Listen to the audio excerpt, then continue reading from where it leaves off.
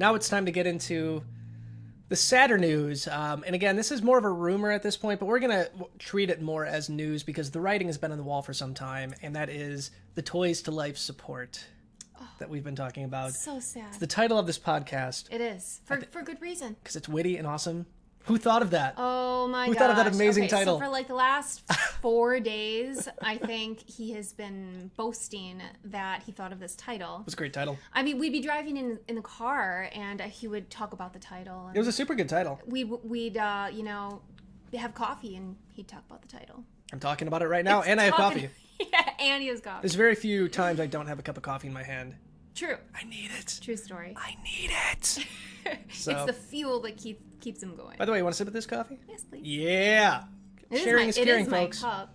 That's my Lacin is Basin cup. Excuse me? That's Aren't we Larson? No, that's Lacin. That's my alter ego. Lacin? I thought Basin was your alter ego. Lacin's my other one because of the L cup. If you're listening to this and not watching this, I'm drinking my coffee out of Lauren's L cup. Yep. I have a J cup, but it's dirty, and I didn't want to wash it. So I just stole her cup. You not wanting to wash something? That's crazy. I just stole her cup. But we have some information regarding the Toys to Life market that I think that we should at least touch on today during the newscast. And you guys all remember what happened a few weeks, actually a few months back now. I think this was all the way back in June of 2016. So it was either right before or right after E3. Yes. And abruptly and depressingly, is that a good enough word? Depressingly? Yes, I think it was depressing. It's appropriate. Disney Infinity pretty much shut its doors completely. Yeah. They got rid of the staff. They got rid of the production studio. A lot of people lost their jobs. Yeah. And a lot of our very, very good friends, and I know we give them a lot of crap on the newscast. But it is from time to time. We are joking when we do that. We respect these people and we want to see them happy. Yeah, we have like our friend Jason Greer. Yep. Who ran he had Infinity Inquirer. Yep. Which kind of, I think, obviously doesn't really exist anymore. Unless there's like Infinity Deals, which I think that he might still tweet out. But Disney Infinity ended its production. It stopped work on anything that it already had out, which was, I think, the biggest shock, where it's just like, shut your doors right now, nothing left for the rest of the year. So that was kind of the first bit of the writing on the wall regarding the Toys to Life market. And I've said it for a long time, and I know a lot of other people in the Toys to Life community have talked about this. The Toys to Life genre is in a massive bubble. Yeah. It's near ready to pop.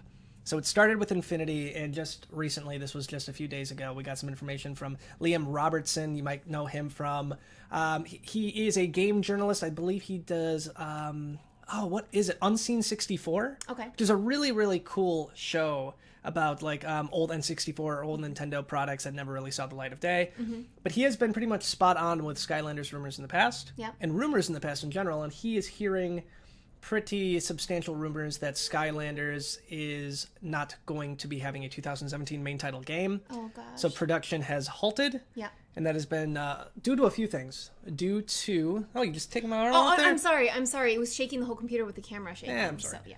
So we're hearing that could have something to do with how poorly the Netflix series did. Yeah. Imaginators apparently didn't sell anywhere near its expectations. Mm-hmm. The decline, from what I understand, started with Superchargers. Yeah. And then kind of moved even worse into Imaginators. So do you think Superchargers had anything to do with with causing a decline, or do you think it just happened to fall in that general area and then continued from there? I do want to point out that when it comes to Amiibo, I think I honestly consider myself an expert on Amiibo, and it's kind of a sad thing to be an expert on. Like, if I'm ever on one of those reality shows, like on A&E, it's going to say, like, Amiibo expert. Like, that's going to be my lot in life. That's it. I don't get to be a scientist or a mathematician. I'm the Amiibo expert. But what I claim to be is Amiibo expert. I do not claim in any way, shape, or form to be an expert on Skylanders. But what I have heard is that Trap Team... Yeah. That was, I believe, the one that came before that, so it was after Giants. Yeah. A lot of people really hated the direction that it was going with Trap Team. A lot of people didn't like what happened with Superchargers. I even think the collaboration with Nintendo was kind of like a last-ditch effort to see how they could kind of fix, like maybe sell more figures, get more Nintendo people in. And it was super hard even getting like our Amiibo community excited about these Nintendo characters moving into Skylanders. Maybe people called them Happy Meal toys. I don't know who these people are. I don't know who would say such a thing. But the production, I mean, the quality on those toys, in my opinion, were pretty garbage. Yeah, they were not fantastic. If anything, we've always said that Disney Infinity ranked number one as far as quality goes. Amiibo, and we even posted a comparison photo of how it's progressed as far as quality goes. Yep. And between, the first series and now, there's a dramatic difference in the quality, especially when it comes to detailing in like the face area. Yeah. And we've seen that go up. But Skylanders, it always kind of fell on the bottom there as far as quality went. Yeah. Honestly, from what I understand, Skylanders was an innovator. I mean, my younger brothers played Skylanders like hardcore for the first game, when it first came out. They had every figure. They loved it. I never really understood the process, but the Toys to Life genre, I mean, that really started, not necessarily, it wasn't the first one, but it really became mainstream with Skylanders, and I have to give it a lot of credit for that. But the problem is, and this is the biggest thing, and I think this is the reason why we're seeing the decline happen, it's generally younger kids who are playing these games. Yes. And every young kid now, or not necessarily their own, maybe their parents have one of these. Yep. Phone, a tablet, some kind of smart device. They are watching videos like Let's Plays. They are playing mobile games, and that's where they're getting a lot of their entertainment. It's hard to get them to sit in front of the TV with a bucket or a box full of toys when they have so much more options on their phones. Yeah. And I honestly think that's what's happening with the Toys to Life market. It's harder to get people to interact with these things. Which is very sad to me. Yeah. Call us old-fashioned, but I appreciate so much more by doing other things. I do not like spending hours on my phone. Yeah. I really, really don't. I like to use it as a tool, but I don't like to use it as pure entertainment. So it's really sad because I think that kids of this generation are missing out on a lot of other worldly things. I think it's the nature of the beast. Yeah. I know that Skylanders this year really tried to push mobile a lot more. They had this mobile companion app where you can design a Skylander on your phone or your tablet. Which I think was awesome. Yeah, it was a cool process. I think that was awesome. I mean, like, just look at how creative people are in the Amiibo community with customs. That's pretty much taking it to the next step. Only you're guaranteed, like, this is how it's gonna turn out. And I just want to point this out too. They did something that nobody else ever did, and something that I thought was unbelievably innovative for them to do. They allowed people to design and 3D print their own Skylanders that actually work in the game. Yeah. And Skylanders cards. If you didn't want to shell out like $50 for the figure, you could get your Skylander that you designed on a card that you can scan in the game. That is smart. Nintendo should have been doing this with Mii's a long time ago, but now we have custom artists who are kind of picking up the slack and making custom Amiibo cards, like our friend TJ. So, he's amazing at that too. What I do want people to take away from this rant, if you want to call it a rant, it's a discussion. This discussion, it's a discussion. I do not believe that Skylanders did anything wrong. In fact, I think with Imaginators, they did something really innovative, but I think it was just a little bit too late. Yeah. I think Toys to Life is a fad. It is a craze. It's like Beanie Babies, only I view Toys to Life as more of a stepping stone as far as a fad. Because right now we're so into technology. We want to see technology grow and become more advanced, and we want to be able to use it in new and creative ways. And Toys to Life did that. And we even saw that with the tiny stepping stone of the Imaginators. Yeah. So I think that we're heading into new territories. We're revisiting a lot of things like Hatchimals. Like, that's basically the real life version of a Tamagotchi in virtual pets. We're seeing this progression for a lot of types of entertainment with toys, but we're not always going to stay in an area like Toys to Life. It's like I said, a stepping stone. Now, we are a Nintendo newscast, but what I'm about to say is not in any way based on just the fact that I love Nintendo. Mm-hmm. I wholeheartedly believe that Nintendo was smart enough to stay outside of the bubble. The Toys to Life market is in the bubble, which is right here. Yeah. That's Disney Infinity. That's the terrible Marvel Toys to Life game that was out there. Skylanders. That's all here in the bubble. And Nintendo is right here, represented by this amazing 8-bit Link outside of the bubble. And the reason I say that is this. These Amiibo do not rely on a singular game to play. Yeah. These Amiibo are used in a variety of games. And not just a variety, a huge variety of games. Animal Crossing New Leaf. Yeah. Something that's brand new. You have Super Mario Maker on the Wii U that can use pretty much every single one of these. You had Yoshi's Woolly World. Granted, Smash Brothers, obviously. Obviously.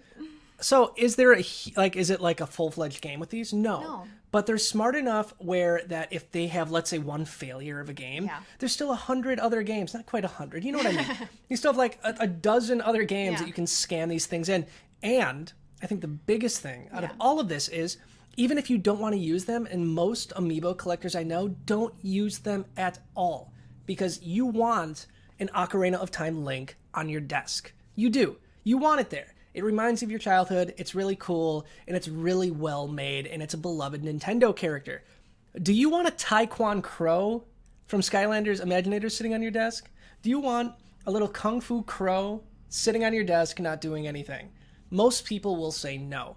So what Nintendo has going for it is a large variety of games, and the nostalgia factor of very well-known characters in Amiibo form. So even if you're not playing the game, they're still cool enough to look at. And I think that's the biggest problem that we have with Skylanders. Now, you think that would have happened with Disney Infinity? Mm-hmm. Like, a lot of people would have bought the figures just to buy the figures, but I don't think it had the mass appeal that Nintendo did. I think maybe one of the reasons is because there's so much Disney-related merchandise out there. You can't walk 5 feet down a Target without seeing, like, Disney toys, Disney figures, Disney Tsum Tsums. And with Nintendo, you can't really get a lot of these characters outside of Amiibo. Yeah. So that's where I think Nintendo was incredibly smart. I think they somehow managed to stay outside of that bubble. Yeah. What's your thoughts about Nintendo's place in Toy Story? I was going to interject in there. Oh, go ahead. What? I was just going to say that I think Amiibo Festival was a great example of how Amiibo didn't quite take off. Mm-hmm. The Amiibo that was introduced alongside that game, but then we were able to use Amiibo with other games alongside, like Happy Home Designer, and then later on, now we can actually go back and we go backtrack a little bit into New Leaf. Yeah. And you can use Amiibo with New Leaf now, and it's the cards and it's the figures, and it's a good example of how all these Amiibo, it's multi-purpose. Yeah. And just like you said, and this is exactly what I was going to point out, it's not just about the functionality, even though that's what Nintendo came out and said that they wanted the real focus to be on for collectors. Yeah. It is about the collecting. And that's something that Nintendo kind of accidentally came upon, I think, when they introduced Amiibo to the community. Yeah. And they didn't mean for it to be so much of a rarity issue, more as a direction towards the functionality and how they would all be useful with the games that Nintendo is known for. They're little pieces of nostalgia, and that's where Nintendo has the market kind of like by the throat right now. So long after the Toys to Life fad is, buried in the ground, I think we're still going to see a steady release of Amiibo through the through the lifespan of the Switch. Yeah. So that's my thought. Any kind of closing thoughts on the decline of Toys to Life? It's sad, definitely. Like, it's hard to think about because for the last 2 years now, our lives have been so dedicated to this one type of toy. And sure, we've branched out, but I think at the core for us, it's always been Amiibo. But at the same time, from the very beginning, you and I realized that we know how fads are, we know how people are, and there's a psychology behind hobbies. Yeah. And the psychology is no different with Amiibo than it is with any other hobby out there. It's a collectible. And so you kind of have to be able to understand the fading in and fading out of what it is to be a collector of Amiibo. And so to me, this is a reality and was to be expected. Totally agree. Why don't we just take a few moments and have a little moment of silence here for the Toys to Life franchises we have lost in 2016.